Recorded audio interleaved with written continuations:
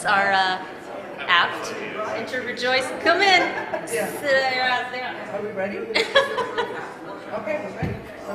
Sorry.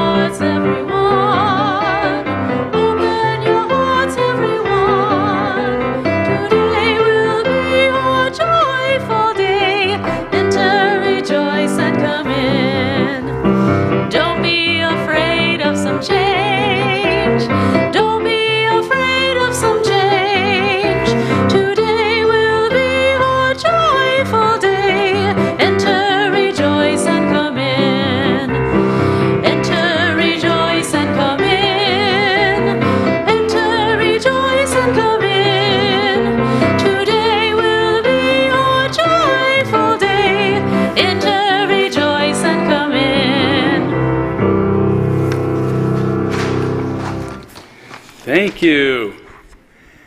Good morning. You can hear me okay?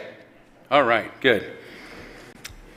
Well, welcome everyone to the Unitarian Universalist Church of Spokane, where our mission is to join together to create a nourishing liberal religious home and to champion justice, diversity, and environmental stewardship in our wider world. Or as we say in short, to create community, find meaning, and work for justice. Welcome, as always, to each and every one of you, to those of you in the room with us, to those of you who are streaming with us, to those of you who are on Zoom with us. We're so glad to have all of you, and we embrace all that you bring with you, all of your unique beliefs, your background, your lifestyle, your experiences, your differences, all that helps make you who you are is welcome here today. So welcome to one and all. I also want to let you know, if you have not read The Sun yet, that our music director, Deb Jackman, has decided to retire. And her official retirement date will not be until the end of August, but she has already begun her usual summer sabbatical, so you're probably not going to see her, but I do hope that we have an opportunity to have a big retirement celebration for Deb and to thank her for almost 34 years as a installation in our congregation and community. So congratulations to Deb. And I also want to welcome our, at least for now, our summer song leader, Madeline McNeil, whose beautiful voice you got to hear getting us started, our service started this morning. So we're really looking forward to getting to know Madeline, and I'm sure you are as well, but just a little bit. Madeline began her career actually working on a pre-med degree, but eventually reconsidered. She initially turned to alternative medicine and spirituality, but ended up at the music department at Western Washington University. And today she performs solo and group shows throughout the Northwest as a singer and an artist philosopher. And she does have a lot of philosophical depth. I think she and I connect on some areas broader than just music, for sure. Not that music is just, but you know what I'm saying. And we're really fortunate, I feel, to have such a talented and accomplished musical artist with us for at least the next couple of months. So, Madeline, thanks again so much for being here, and welcome to you.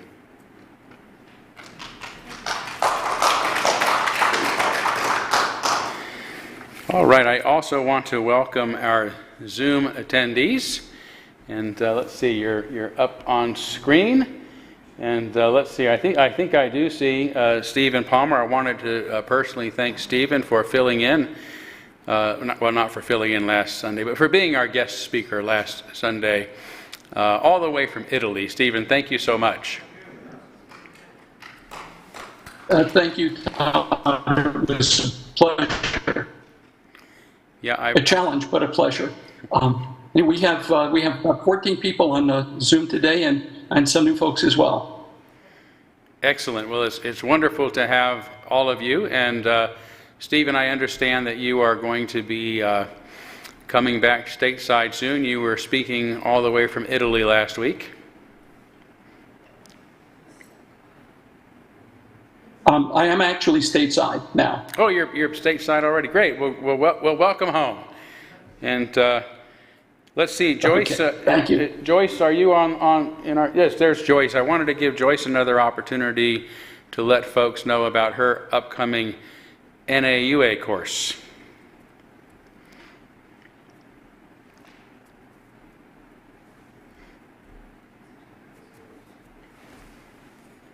Pacific time, I'll be offering a class, Introduction to the Concept and the Materials available about the race amity movement.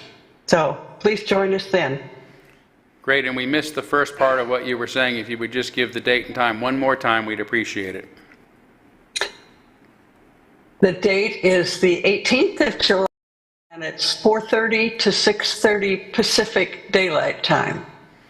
Wonderful. Well, thank you so much for doing that, and welcome again to everyone who's on Zoom, to all of those who are streaming with us as well, and again to everyone in the room this morning. And let's take a few moments now at the start of our service to welcome one another.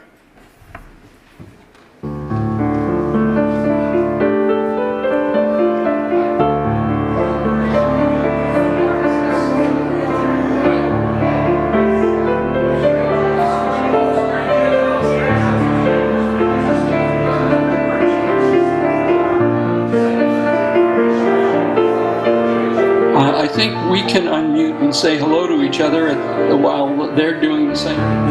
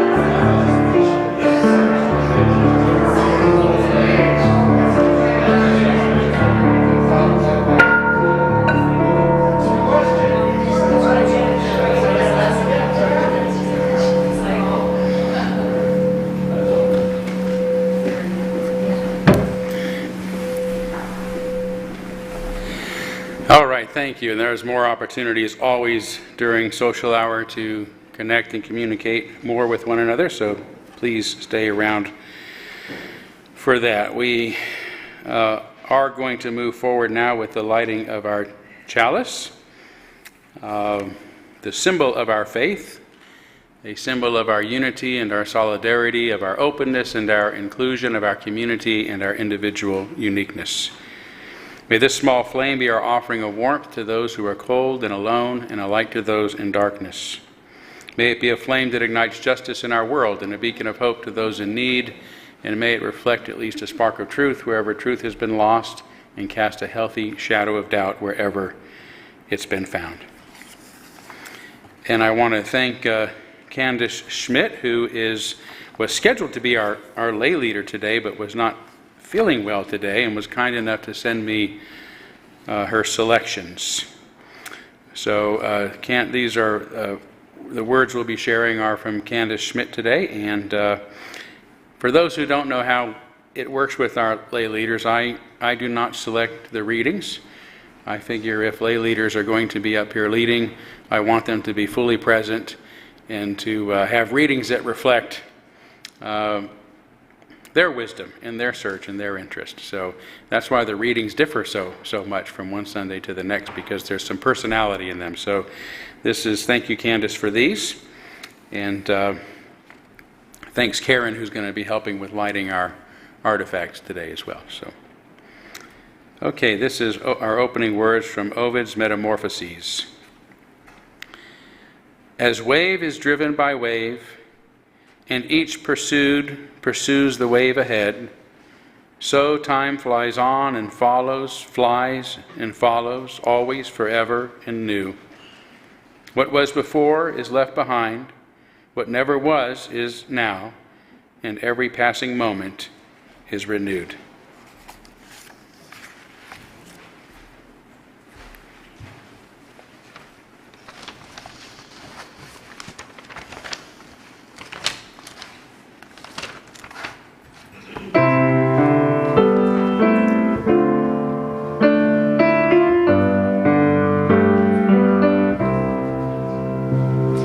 Spirit of life, come unto me.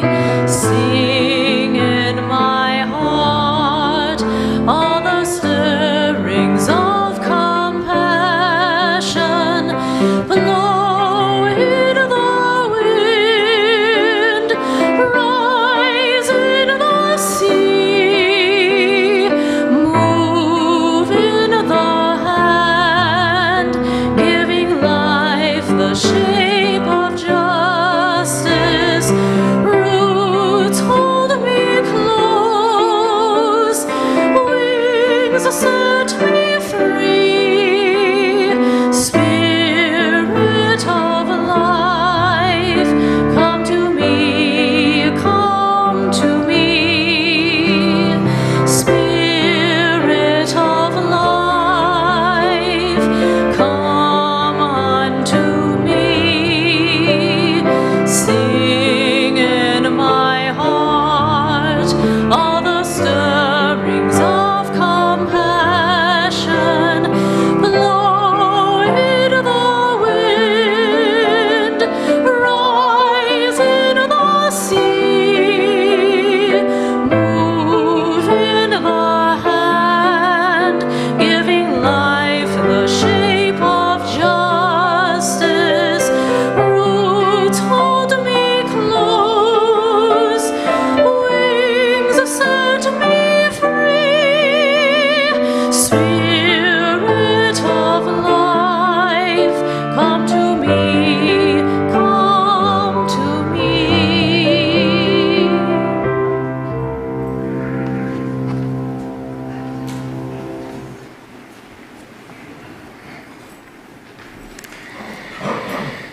Thank you so much.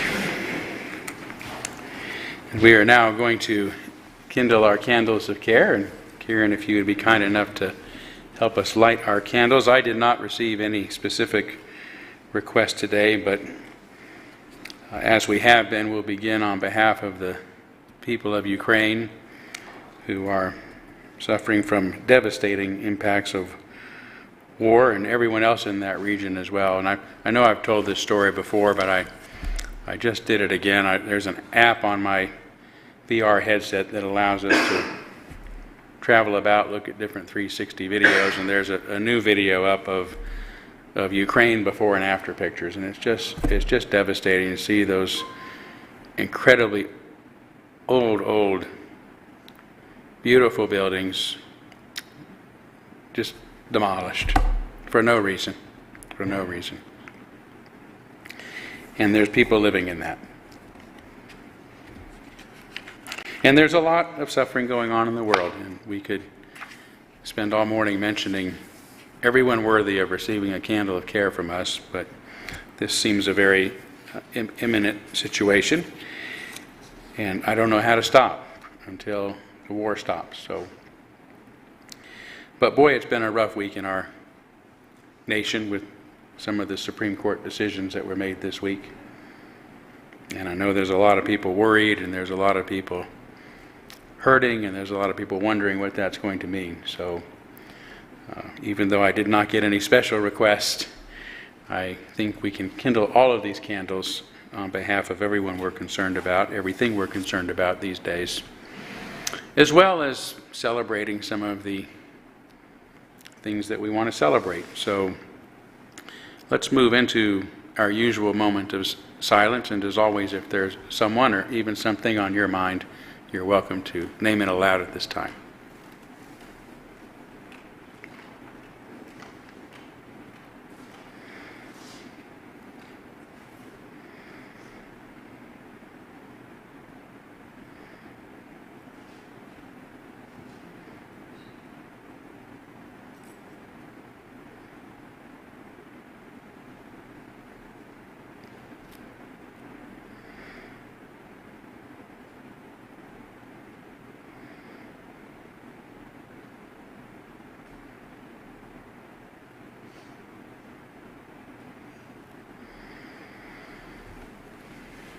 Those named aloud and those embraced in our silence, and all those who are suffering in our world at this hour, we hold in our community with compassion.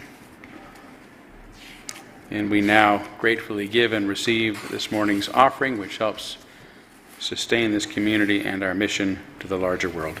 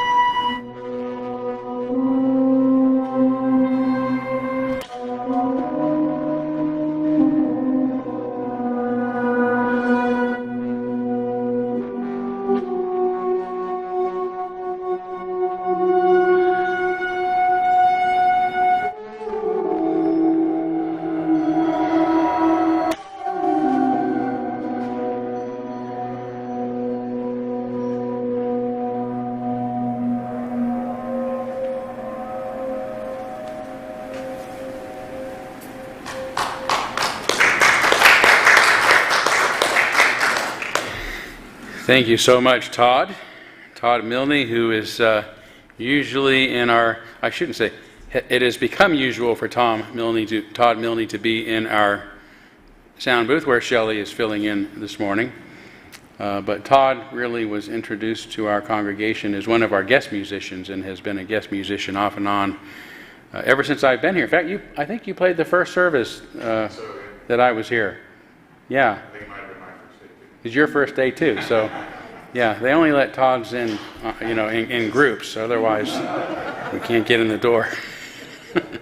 Great conjunction. As it was a great conjunction, and we don't. Yeah, we really. I don't ever want us to forget that this is really who Todd is. I mean, he's great with sound and great with AV, but he's a musician. He's got a creative heart and a beautiful soul, and this is how he expresses it. So we have to have you up here more often, Todd. Yes.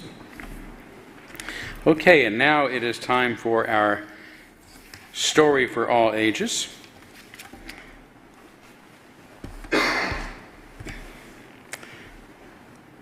So maybe this will give you a hint as to who I brought today.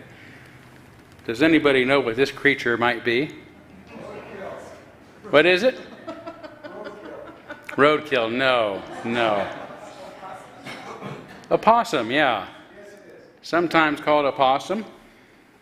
I don't know if they have possums in the Spokane area. Have anybody? I've never seen one. It's a little cold. It kind of freezes their ears off. Oh, does it? A little cold for possums. Well, it is believed they migrated to North America from the south, the southern part of the continent at some point. But they're really one of my favorite animals, and I like to talk with them. So this is just going to be a guest to talk about, especially when the kids come, if the kids come second service. But in the south, possums were about the most frequent wild animal that I ran into in Kentucky. And they're very shy. They mainly come out at night.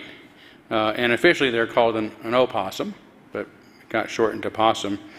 Their tail, I held it up by its tail. It doesn't hurt a possum. They actually do hang by their very strong tails. And one of the things that's really amazing to me about possums is they've been around for so long, apparently unchanged, for at least 20 million years, maybe 25 or so million years. Nobody's 100% sure.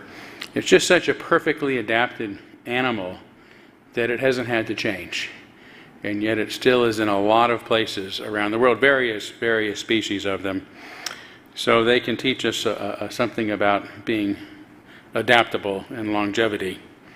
It is also the only marsupial in North America, marsupial being an animal that carries its young in a pouch to let them finish gestating after birth or maturing after birth.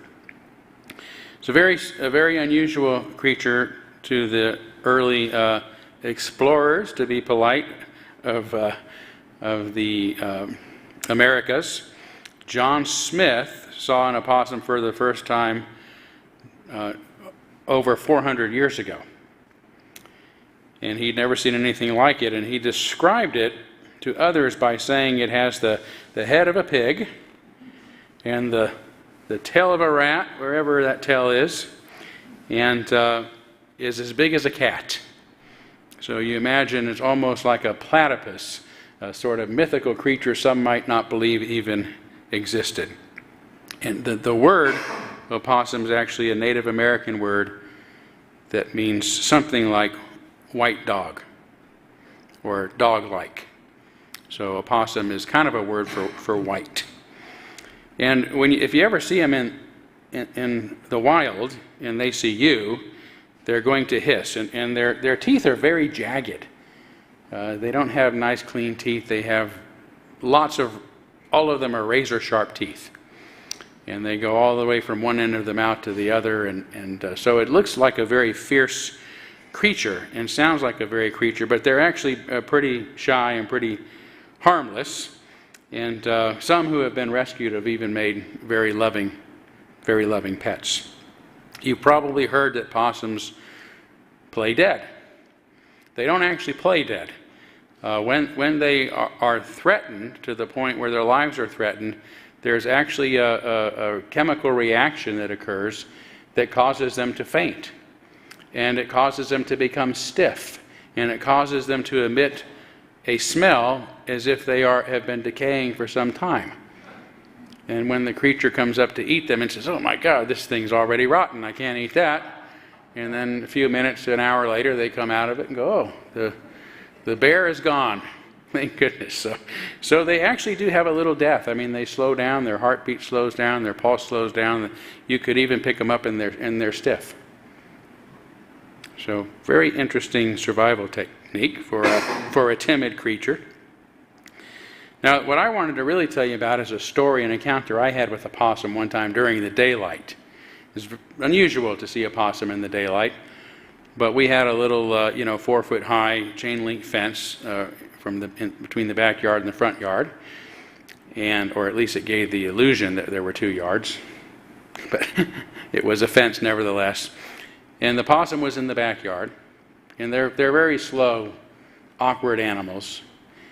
And the possum climbed up one side from the backyard, climbed all the way up to the top and started straddling the top of the fence, which was very awkward. If you can imagine, it's kind of doing this on all fours. And it suddenly saw me standing there. They don't have great eyesight. So suddenly it realizes there's this giant beast in front of it. And it couldn't turn around because then it would have exposed its backside to me, and if I was a predator, could have leaped on it.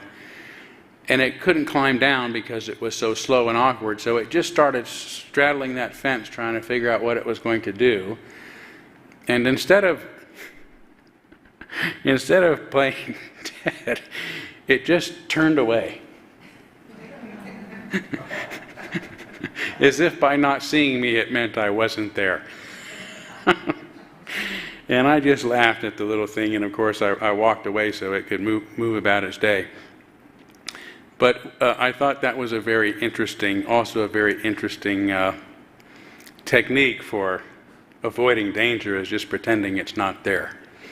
So probably not the best way for us to go about lives, but something to think about as we consider the many challenges before us, that we probably need to take them on rather than turn away. So thanks for the lessons of the possum this morning. Thank you.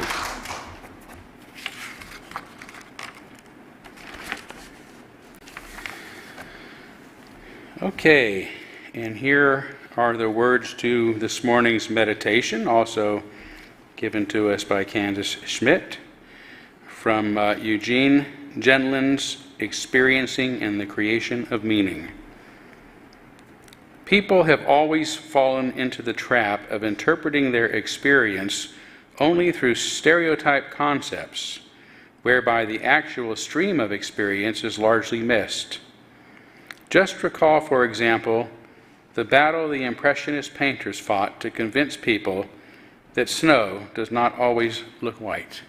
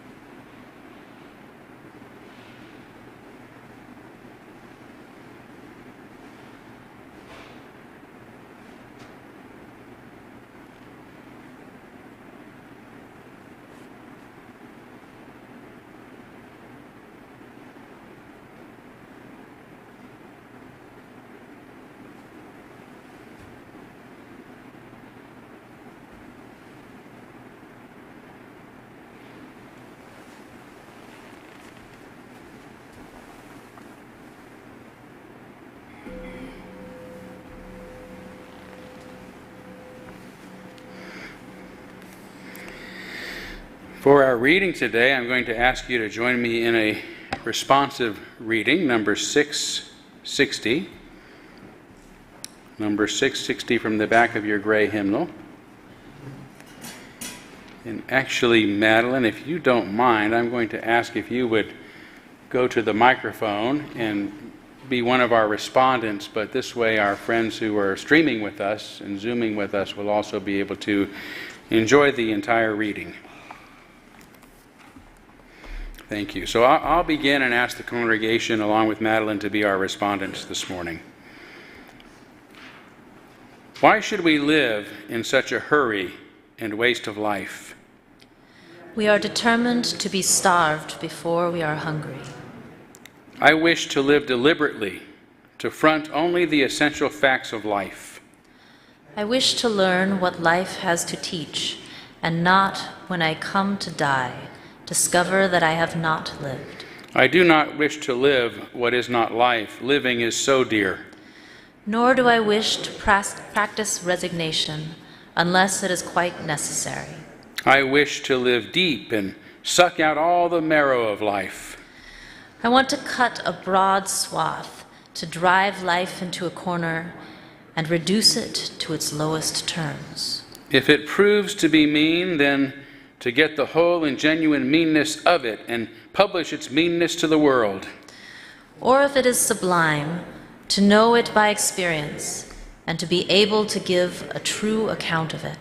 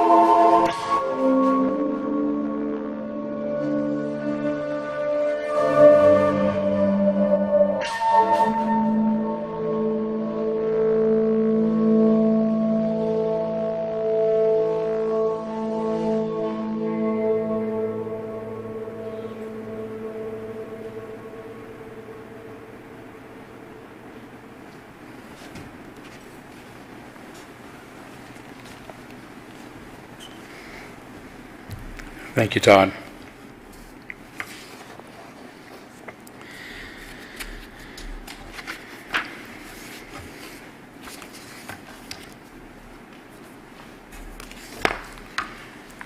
So today is the first Sunday of July, marking the start of what is for us another church year. And I want to begin, as I usually do, with my annual Preaching to the Preacher sermon. My sermons are never a dispensation of what I consider my own knowledge. They are rather an expression of my current exploration and of the disciplines and issues that I'm most interested in or concerned about. Hence, my sermons are a reflection of my own continuing search for truth and meaning, hence the name Preaching to the Preacher. So you're going to hear a synopsis of some of these today. And if you're thinking, oh my gosh, I've tried to come every Sunday all year, I could just come once a year and get the whole thing. So now, occasionally someone lets me know that they think I should be expressing the subjects that they're most interested in and concerned about, but that would not be healthy for any of us. All preachers should be aware that they are often mirrors for others, but we should shun any attempts to make our pulpits acceptable for such projections, or an acceptable place for projections. The pulpit, especially a free pulpit, as in our tradition, has only one official occupant. It is the borrowed property of its installed minister, who bears the singular duty to protect and keep it as a place of honesty, no matter how welcome or unwelcome the words might be that come from it. The best way I know to do this is to speak authentically as an individual, which means speaking from my own experience, my own learning, and my own interest. The benefit to everyone else is that I am doing real and fresh research throughout the year, the results of which I process through my own critical thinking skills, logic, and reflections before sharing them with you. In fact, as I said in my sermon last September entitled, My Pulpit Mine, this is not a drive-through pulpit in which I ask, may I take your order, please? My sermons come from my heart and my mind, and they are an expression of myself as sure as your music is an expression of yourself and your music and songs and your art and anything else you do.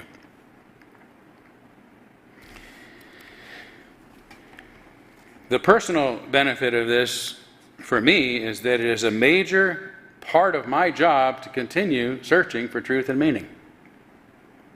Imagine getting paid to do that. It means I get to work on growing and evolving and discovering and sharing a bit of my journey with you, which I hope most of you can relate to, as our differing journeys often face some of the same immediate challenges, as well as all of life's perennial questions. So in this sense, I really am preaching to myself. Sermon preparation is for me but an opportunity to organize and reflect upon the information and insights that I'm finding. In years past, my sermon topics have varied as I have a lot of interest, and I still do, but these days I find myself gravitating towards fewer topics, mostly because of the turmoil that our liberal religion is currently experiencing in my potential role in helping to prevent it from becoming extinct, possibly even to thrive for the first time in decades. That's my goal. So I've spent much of the past year studying the deep roots of our liberal religious tradition in order to better understand and articulate its rich history and its essential values, not just for us, but for the world. I'm still engaging in this course of study and have a stack of books I hope to read during the next few months, or maybe the next months. I don't know, a few will be a word. These include titles like The Pre-Socratic Philosophers by G.S. Kirk and J.E. Raven, The World of the Early Greek Philosophers by J.B. Wilbur and H.J. Allen, right? Because the Enlightenment in which our religion began is rooted in the pre-Socratic philosophers 2,600 years ago, which were rediscovered during the Renaissance, which you hear me say too often, and the Renaissance flourished during the Enlightenment. So let's see, a world lit only by fire, the medieval mind and the Renaissance, right? So moving through history.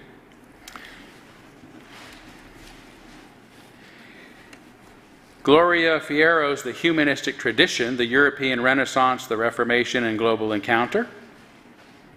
An Introduction to Democratic Theory by Henry Mayo, The Philosophy of the Enlightenment by Ernst Cassirer, The Seduction of Unreason, the Intellectual Romance with Fascism from Nietzsche to Postmodernism by Richard Wolin, and A History of Unitarianism in Transylvania, England, and America by Earl Morse Wilbur, to name a few. So I guess that tells you what you'll likely be hearing about during the next few months. These titles don't include all that I've already delved into these past few years that have informed many of the sermons that I've given throughout the year since last July. Even sermons as playful as Puppets and Persons and The Ethics of Uncontrolled Stops were ultimately about lifting up the principle of individual freedom that is at the heart of Unitarianism. The first of these, you may recall, involved a series of vignettes in which various puppet characters helped to illustrate my points. Since it was an intergenerational service, Charlie McCarthy showed up to translate my explanation of philosopher Immanuel Kant's categorical imperative into language that even kids could understand. It went something like this. Immanuel Kant came to believe that it is never right to treat others as a means to our ends, but as an end within themselves. After conferring with me in a few whispers, Charlie said, "Well, why didn't you just say so in the first place? The old man didn't think it was nice to boss other people around." He believed that people should have the right to govern themselves and pursue their own interest, I continued. He thought that people should be free. Very good. Nothing is required for this enlightenment, however, except freedom. And the freedom in question is the least harmful of all, namely, the freedom to use reason publicly in all matters. I've got this. The old man said, everyone should be free to think and speak for themselves. Very good. And that the public use of one's reason must always be free, and it alone can bring about the enlightenment among mankind. And it really sucks when people can't. Very good, Charlie. Thank you. So, of course, that was not really Charlie McCarthy. He's much better looking than my hand. So, a quick word search indicates that I referred to Kant's categorical imperative in half a dozen sermons during the past year, including this one.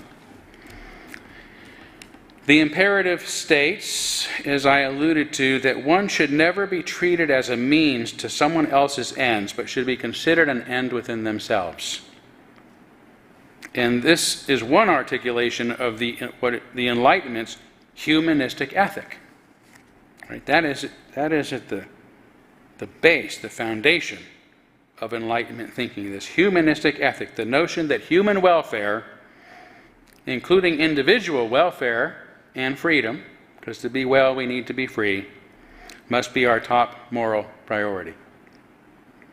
During the French Revolution, it was reinstated as the inherent worth and dignity of every person, which is the first principle, at least has been, of Unitarian Universalism.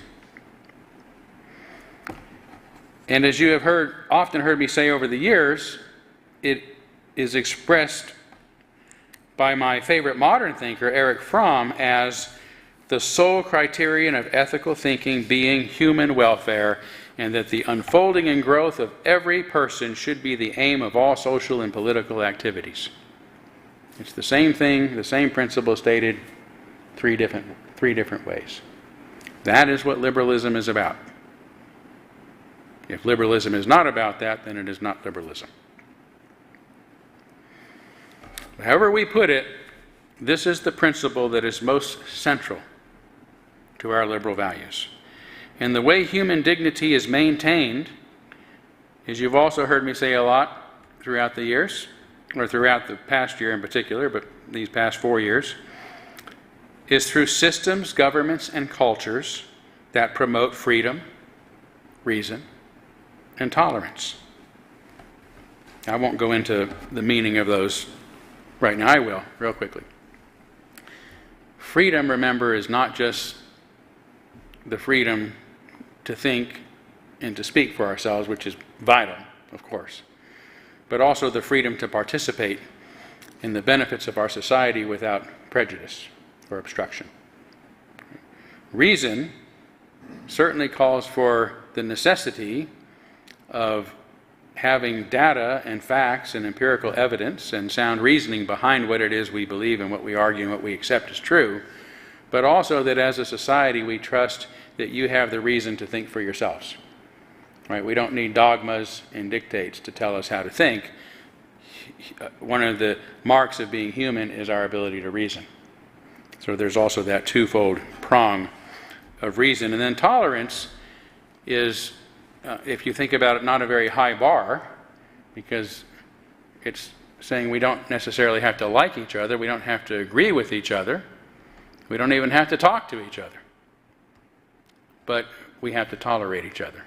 And that is all that is necessary. That's all we need to have a peaceful society. So reason, freedom, and tolerance are the social mechanisms through which to demonstrate our respect for the welfare of humanity and the welfare of the individual. It is how we show respect for the inherent worth and dignity of every person, and I like to add all peoples. Okay, where was I? So believing in the importance of these values also requires us to have a positive view of humanity, right? If you want human welfare and individual unfolding, that is preceded by a positive view of humanity. And I said positive, not Pollyannish. Some people can be real jerks some of the time, or maybe even most of the time. But most of us also want naturally to do the right thing and to care for others. Most of the people I know, and not just the people in this church, most of the people I run into in this community, from conservatives to liberal, want to be good and care about those whom they see in trouble.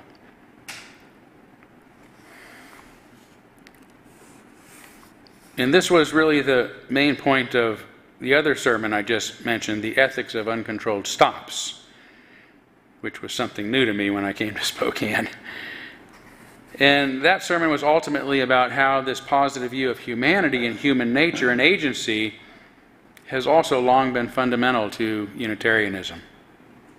Here's what I said. This is uniquely so of American Unitarianism in particular.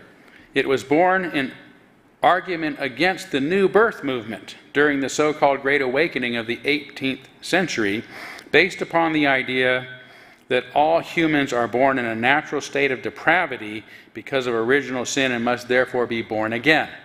That's the New Birth movement. But this idea was challenged by the Congregational minister Charles Chauncey, who went on to become a Unitarian, who argued instead that human beings are born with the capacity for both sin and righteousness, for both evil and good. Even if we're not always good, there is goodness within us, which was a radically heretical idea at the time, especially after centuries of the doctrine of original sin.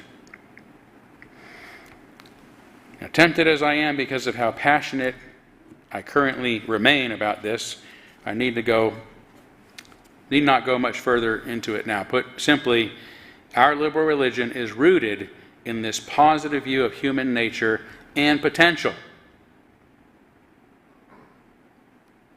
Right? If we're going to solve our problems, we have to believe in ourselves. God's not going to do it for us. A book of instructions isn't going to do it for us. We have to figure it out together. And that leads us to the humanistic ethic that all persons and people have inherent worth and dignity, that positive view, and should be treated as such. which can only be accomplished again through those three principles: freedom, reason, and tolerance. Those are the tools, those are the techniques. This is the wisdom and ethic that first emerged during the age of antiquity.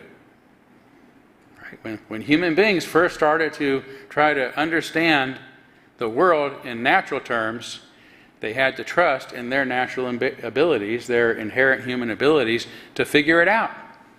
That led to a positive view of human nature that has expanded in this mindset ever since. So it started in the age of antiquity, it was rediscovered during the Renaissance, flourished during the Enlightenment, and needs to be revived again today with the help of our liberal religion, because we are the keepers of liberalism. We're the only keepers of liberalism around today. And this is the only technology that has ever allowed society to advance. When it degrades, society degrades. So we are needed. To accomplish this, us liberals not only have to understand and articulate these values to others, but must most importantly demonstrate them in our own lives and interactions. In other words, we of all people should treat one another respectfully. Treat others respectfully, especially those with whom we disagree. Toward this end, I've also often addressed some of the tools and techniques that we have for doing so.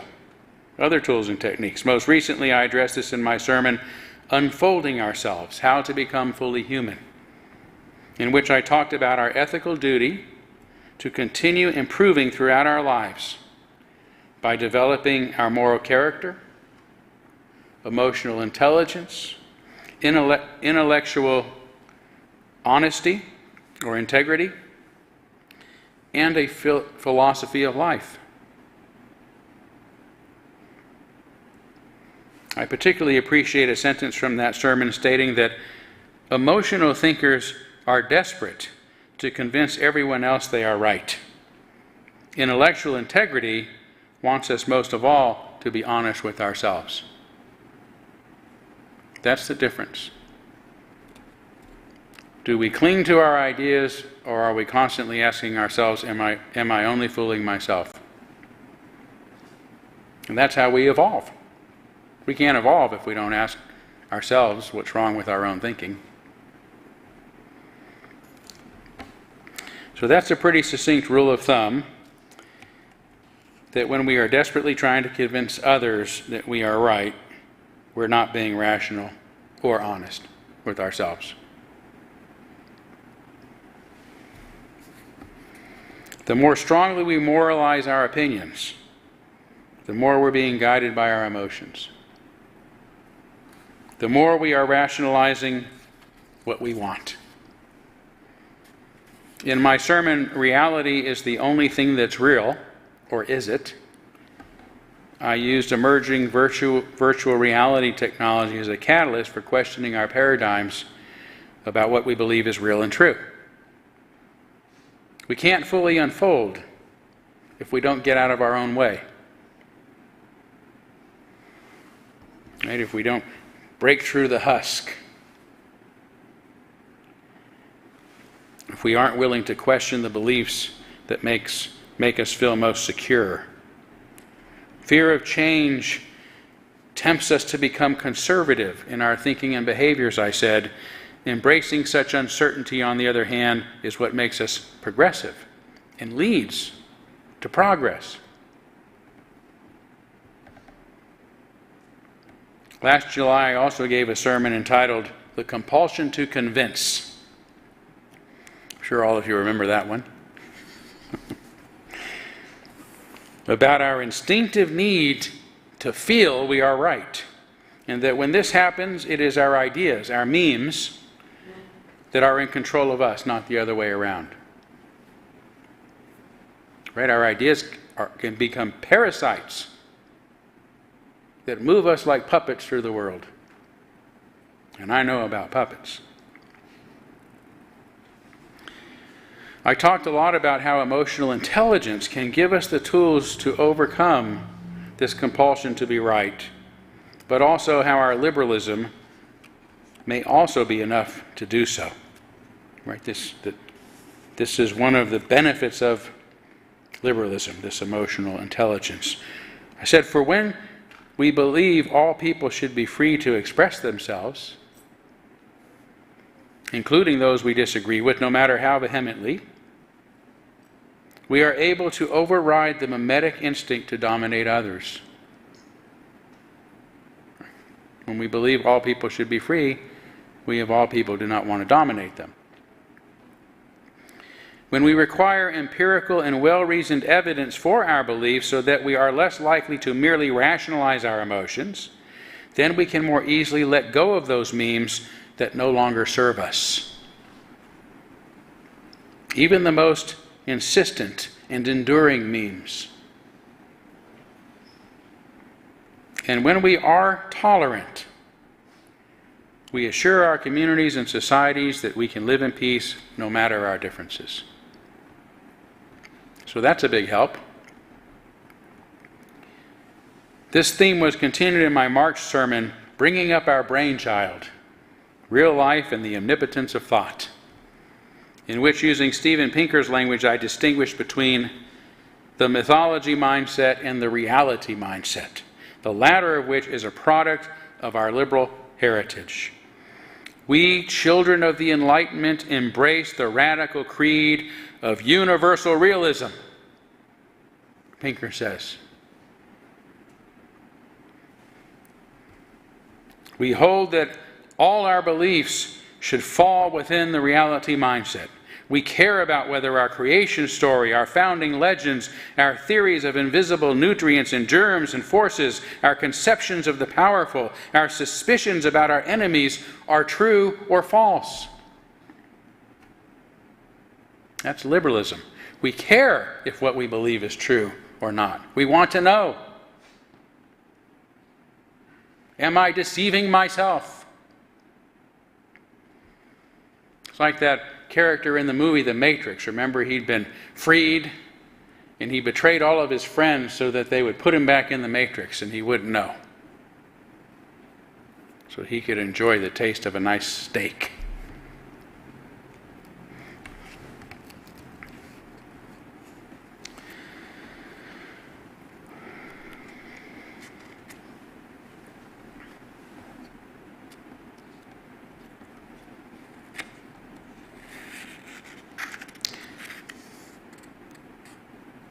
So I could give other examples of this, but for now I think it's enough just to point out that in addition to addressing the many problems we face, I try to offer such practical advice for living the best we can, especially in the face of adversity. And I can't do all of this in one sermon, but I do so through multiple sermons over time, which is why a lot of themes keep coming back up. I've particularly enjoyed breathing renewed life into the timely, if not timeless, sermons of my renowned predecessor here at UUCS, the Reverend John H. Dietrich, the father of religious humanism, who was here back in the early part of the 20th century.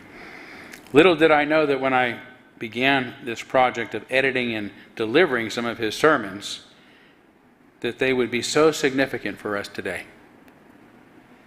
In What is a Liberal?, written in the 1930s, Dietrich spoke of a false kind of liberalism, which I think is precisely the insidious mindset that has infected the Unitarian Universalist Association today. He says, this is liberalism that makes exaggerated claims on behalf of humanity and stakes the whole cause on some one particular reform. According to this view, humanity has been through the centuries the victim of unjust laws and institutions, and might realize utopia tomorrow were only the clutches of a vampire minority, the privileged class, relaxed. 1930s.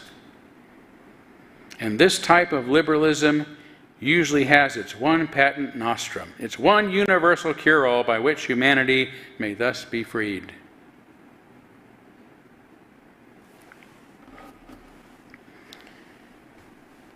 Today, this universal cure-all is a singular approach to social justice that is intolerant of others, that is illiberal because it is intolerant of others, punitive of dissenters, segregationist in its approach, and is based upon the same self-righteous and authoritarian thinking that motivated the founders of Soviet Russia and Maoist China. Been there, done that. In the other of Dietrich's sermons I've shared so far, The Kind of Salvation Man Needs, the father of religious humanism argues that we don't need a savior. We don't need a savior, but many saviors. And in this sense, every man and woman living today, he said, may become a savior, insofar as they devote their lives to that which makes for the welfare of humanity. Be faithful and true in every respect. Stand by the principles of right as you see them. Be honest and fearless. See what you can of the true and the beautiful and the good, and stand for those things, fearing neither what the crowd may think nor what the crowd may do. For the person is a Savior who, fearing neither the hatred of others for one's persistence, nor being induced to desert their ranks by the blandishments of flatteries of the world, follow truth and justice whithersoever they lead. As you can see, I've spent most of the year delving into history, into the past, in order to better understand the present. How we got here, and what old truths are to be remembered. As an old Taoist proverb says, if one dwells on the past, then one robs the present. But if one ignores the past, then one may rob the future. The seeds of our destiny are nurtured by the roots of the past. I believe this is true of Unitarianism. That if its present problems, that its present problems are because we have forgotten its rich history, and its future will depend upon us rediscovering it. So that's what I'm trying to do these days, today, for all of us, and for the sake of our liberal religion and the whole world that needs it if we are to get past this terrible period of stagnation and begin to make true progress by unfolding the larger potential of our species. But I must admit, the past does drag me down at times. The past is weighty. It has gravity. I'd rather be focusing on the future. I've not spoken much this year about technology and the promise it's bringing to us, even though it's the subject that I find most personally uplifting and inspiring these days. Nevertheless, duty calls, and I'm content to do what I must to be of most benefit to our congregation, to our religion, and to our world. In all, I've given 37 sermons from this pulpit during the past year, not counting the many I've given elsewhere during my Sundays off. Of them all, there are 3 that stand out as particularly meaningful to me. The Mr. Rogers Neighborhood Intergenerational Service we did just this past May was incredibly moving. I believe that if there is any truth to the belief that there are angels among us, Mr. Rogers is the proof. Another important sermon for me was misappropriation or mongrelization. Why I choose the latter, which I delivered on March 12th. It was about the false belief that human beings must be kept separated from each other based upon our identities, and that it is morally wrong to us to borrow from each other's cultures, which is humanly impossible.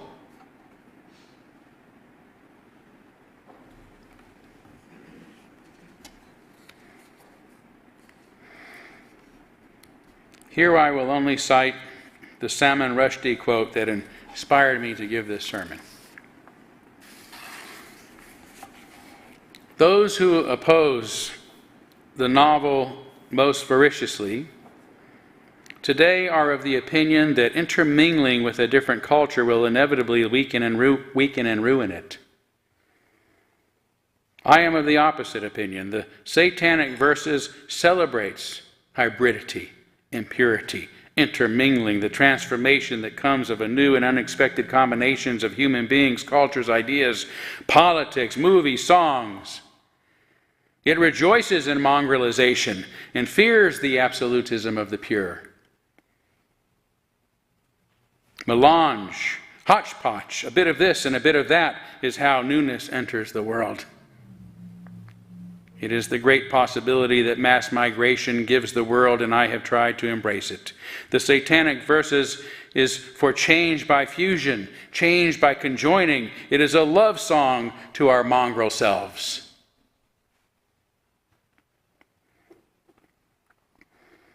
Finally, my most captivating sermon of the year, at least for me, was the one I recently gave entitled, God is a Weak Force.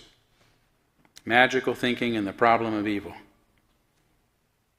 In it, I posit that the reason we all experience meaningful coincidences that make it sometimes seem as if must be an invisible or benevolent force at work in our lives, and yet there is also an obvious amount of suffering and evil, is because love is a fundamental quality of the universe, right down to its quantum particles. Right? That which cosmologists and physicists call allurement, attraction. Yet, like gravity, love is a weak force. It is enough to bring us together and to hold us together in difficult times, just like gravity, the weakest of all forces, is enough to hold planets in space amidst the darkness and the coldness. The dark, the cold, the suffering, the evil is still there. But somehow love pulls us together just when we need each other most. We can't always prevent bad things from happening, but we can be with each other when they do. So that we don't need to endure it all alone. This is a concept I want to spend more time with, maybe even write a book about, along with some of the other heretical ideas that I have. So whether I'll get to that right away or not, I'm looking forward to continuing to supply this historic pulpit in the year ahead, and I'm confident that I'm not going to run out of things to say. Thank you. Thank you.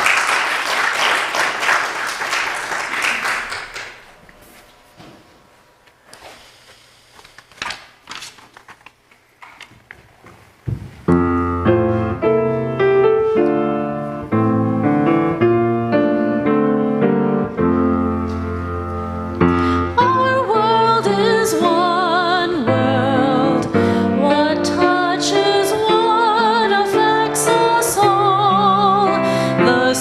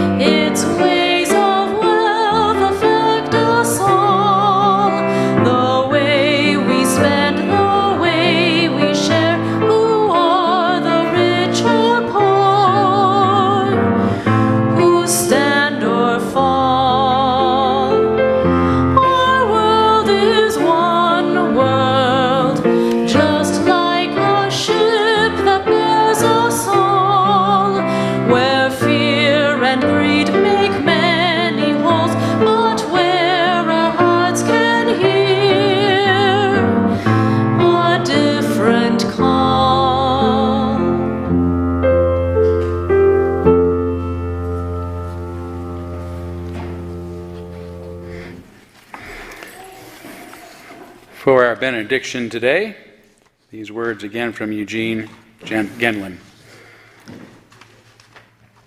Experiencing is that which is changing, is not equivalent to generalizations, and soon allows the creation of a new aspect that does not fit. Amen. Blessed be. Salam alaikum and shalom.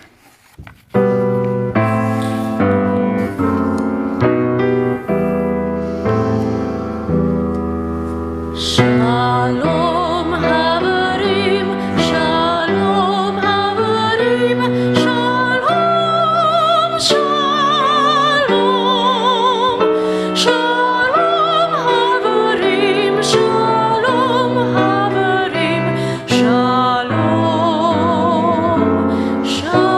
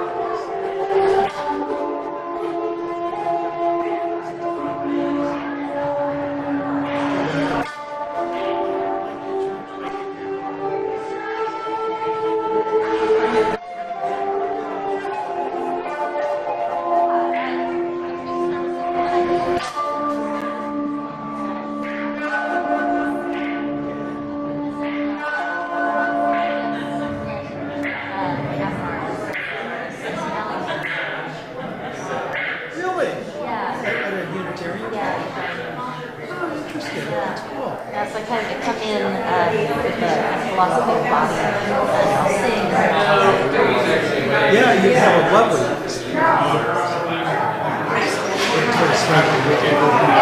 You make it sound good. Oh, it's good. It feels really good. Once again,